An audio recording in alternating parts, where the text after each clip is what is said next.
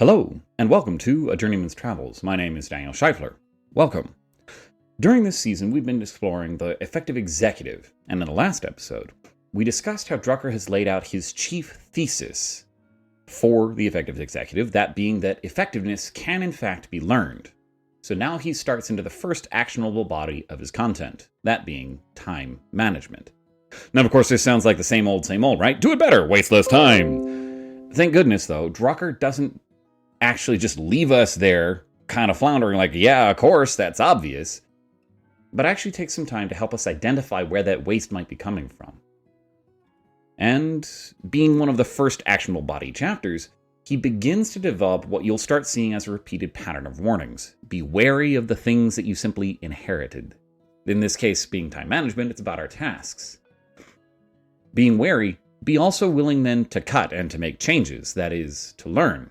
But whatever you do, as an executive, as a decision maker, never refuse to make the decision. Now, of course, he opens this, as he kind of did in the previous, with a chief thesis. And he starts it by discussing the nature of time, that it is inelastic. You can't make 1 unit of time pay for 2 units of time. You can't stretch it, right? It's perishable, right? You can't hold on to it. Infinitely perishable, in fact. That second you just spent listening to me is gone forever. Thank you for spending it on me. And it is irreplaceable, right? You cannot substitute something else for time. Time is inelastic, unstretchable. You cannot make 1 second do the work of 2. You cannot hold on to seconds. And you can't replace seconds with dollars. And as a result, he doesn't state that time is merely important, as we all know it to be, but he goes a step further and calls it sacred, as opposed to profane. It is sacred. We're starting to deal almost in ethics here. And he draws attention to the fact that every one of our actions, the fundamental unit we have to spend to get anything done, is time. All of our actions take place in time. But despite the fact that we've been living in time, with time, since the day of our birth, we are notoriously bad at sensing the passage of it. Are we there yet, Dad? And so he references an experiment of people who've been trapped in a room and then just allowed to wait. Maybe they've been given something to do, maybe not. But they have no windows to be able to key their time sense off of the changing of the sun. And most surprisingly, a lot of the people who had gone through this experiment didn't realize that the sun had set during their time in the experiment. They might have estimated they'd been in there for 4 hours, or that they'd only been in there 15 minutes. But consistently, they had been surprised by the actual passage of time. And as a result, Drucker brings to us and say, don't assume you are better than these people. This is common to all of us. And since we are bad at sensing, refuse the urge to guess. Because your guess will probably be wrong about where your time is, how much you have, and where it's going. Instead of guessing, measure it. Know thy time. And by the way, that's the title of this chapter, Know Thy Time. Because the thing with time is, spending it in small increments isn't enough. You might ask, why is there so much focus on this time? It's everywhere. It's everything. Why are we talking about water? Right? The fish looks and asks, what is that? The human looks at time and asks, well, what is that? That's life. True.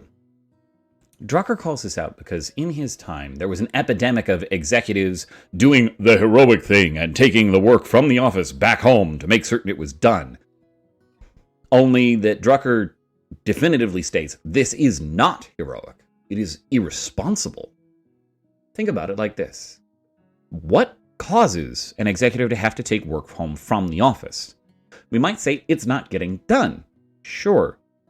But how's he spending his time in the office then? Is it on the important stuff? Because a lot of the stuff that ends up coming home, we determined was important. Was the stuff we spent our time on in the office more important than that stuff we had to take home? Are we doing the right work in the office? That's the question he wants us asking, right? To say nothing of the fact that, hey, if you bring that home with you, what happens to the rest of your life? You're not engaged with your family. You're not engaged in your own hobbies. You're certainly probably sacrificing time that you need to recover so that you can come back to the office and do good work. And there's no excuse for not letting these things get handled. It's usually just a refusal to decide that the things that were used to occupy your time in the office aren't actually more important than the stuff you were taking home. And so he goes back to focus on time because it is not merely a important resource, but it is the critical one, especially for knowledge work.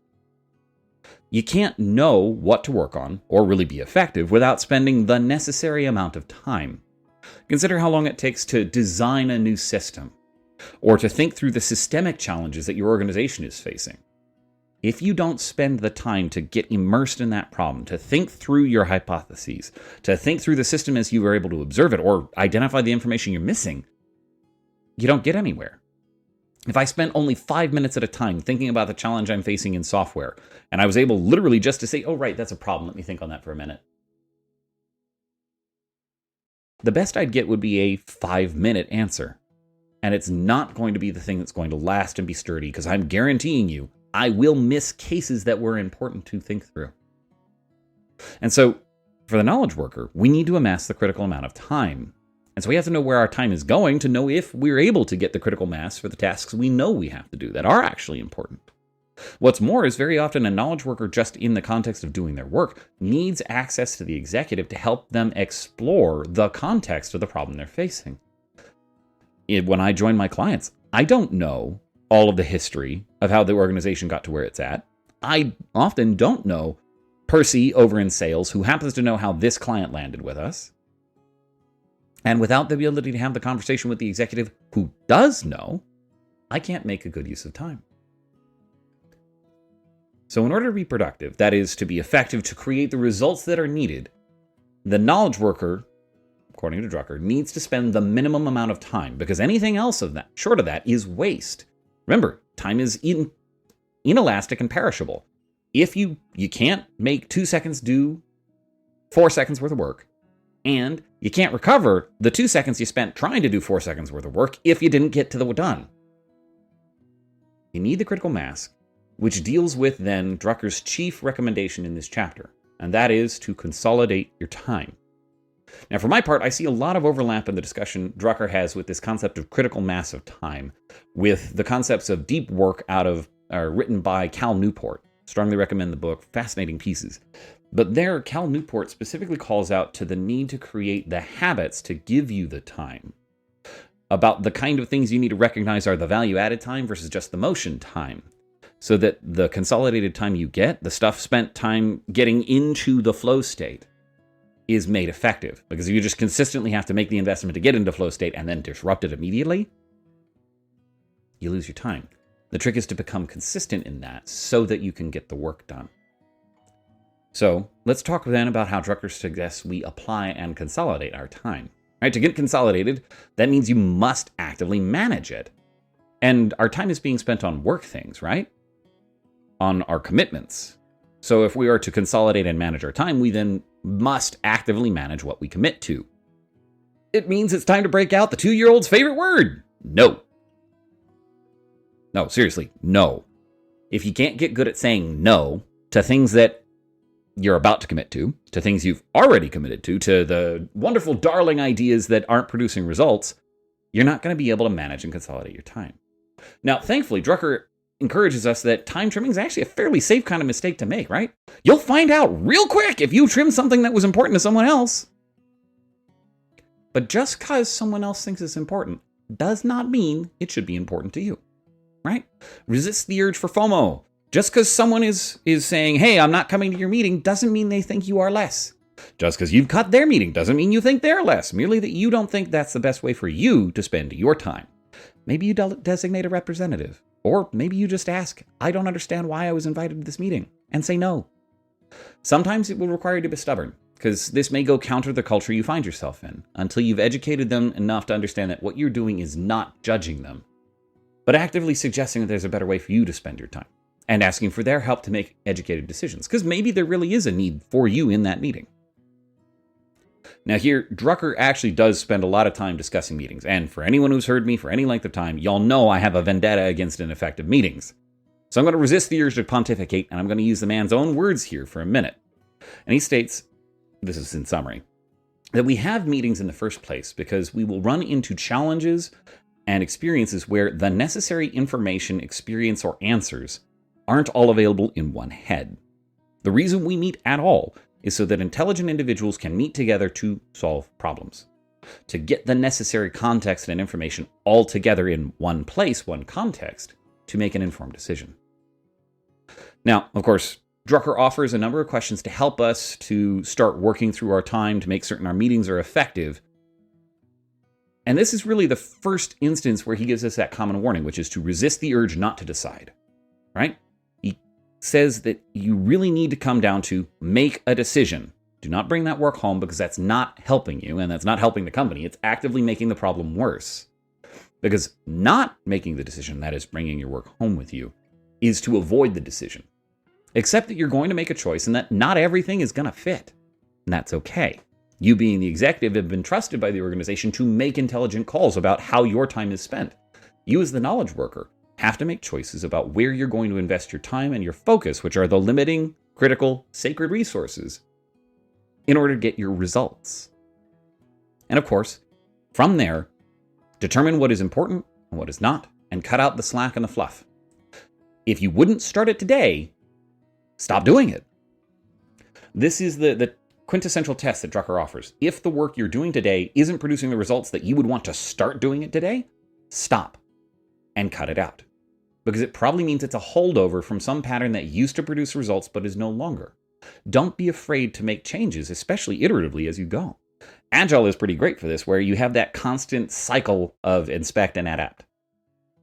Executives should be choosing this too. Every so often, maybe it's quarterly, maybe it's more frequently, you need to go look at the things you've committed to and ask, would I start doing this today? And the answer is no. Cut it viciously if you have to. Okay, don't be vicious to your coworkers, but be vicious about your commitments.